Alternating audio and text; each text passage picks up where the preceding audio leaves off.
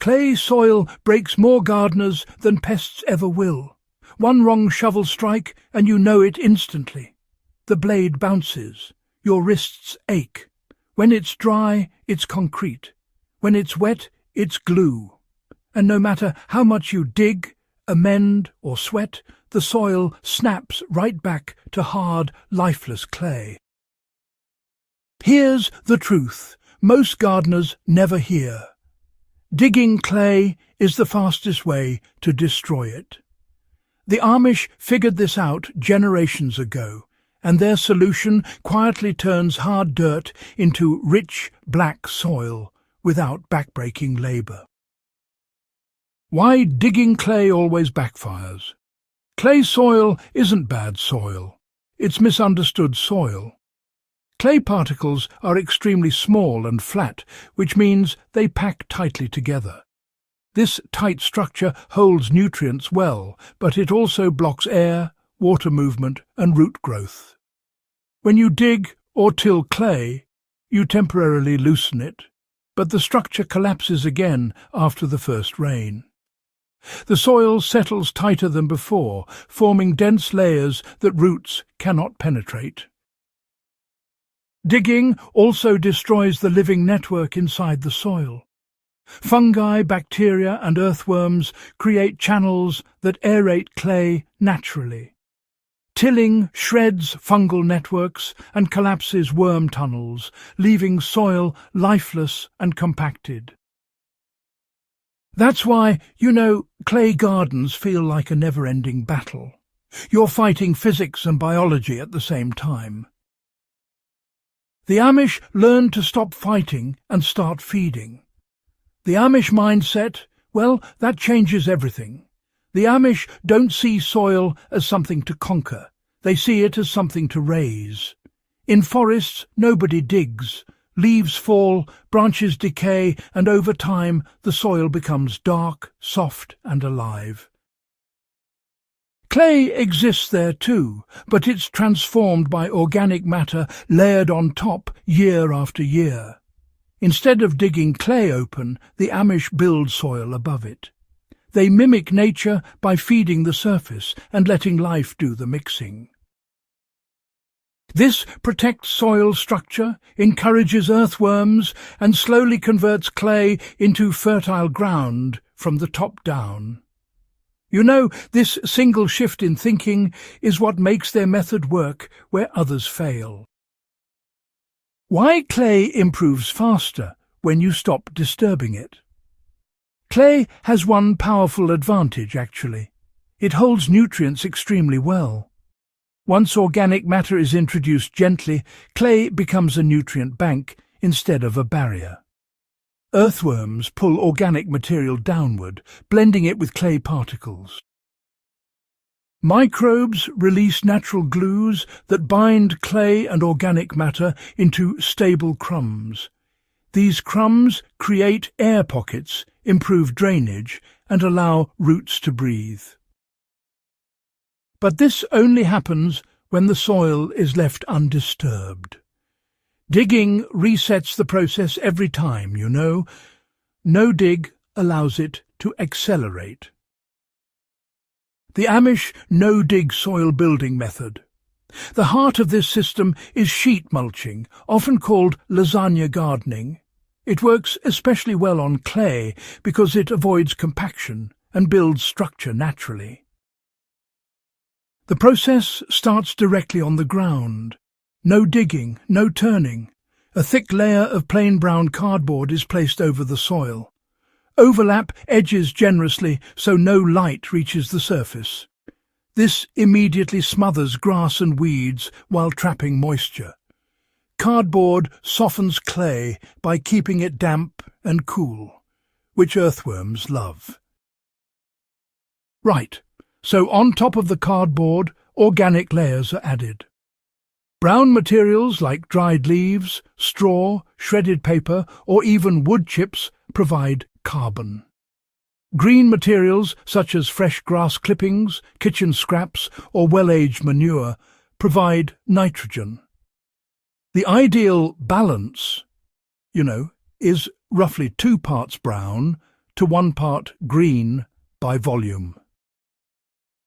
Build these layers up until the bed is at least 12 inches deep. Deeper beds tend to work faster since they hold moisture and feed more microbes. And just finish with a brown layer on top to protect the surface. Once you've got all your layers in place, water deeply. For a 4 by 8 foot bed, you'll want to use about 15 to 20 gallons of water, applied slowly so the layers are soaked all the way through. This activates decomposition immediately and, prevents the cardboard from drying out. Then stop. No digging, no mixing. Nature takes over. Why cardboard is critical for clay soil. Cardboard is not just a weed barrier, it's a biological trigger. It creates darkness, moisture and food all at once. Earthworms move upward from compacted clay to feed on the cardboard and organic matter above. As they travel, they drag carbon and nitrogen downward and leave behind castings that transform soil texture. Unlike landscape fabric, cardboard decomposes completely. It disappears as soil life incorporates it into the earth. So, what happens underground while you wait? Well, at first the bed shrinks, and that's actually a good sign. Decomposition means life is working, Fungi get to work breaking down those tough fibres like straw and leaves. Meanwhile, bacteria process all the nitrogen-rich materials, and earthworms, they're tunnelling constantly, pulling clay upward and organic matter downward. These tunnels, they solve the biggest clay problems naturally. They improve drainage, increase oxygen, and allow roots to grow deep. Over time, the clay particles bind with organic matter into stable aggregates. The soil darkens, it starts to smell rich, and it crumbles instead of cracking. You didn't remove the clay, you upgraded it. Planting without disturbing the transformation, that's the key. You don't have to wait years to plant. Once the top layer has partially decomposed, you can plant directly into the bed. Just pull back the mulch, add a small pocket of finished compost if needed, and plant. Roots will grow downward as the soil improves beneath them. Plants grown this way, they develop much stronger root systems and, better drought tolerance too. Clay's nutrient-holding ability finally works in your favour. Instead of nutrients getting locked away, plants actually get a steady supply released by microbes.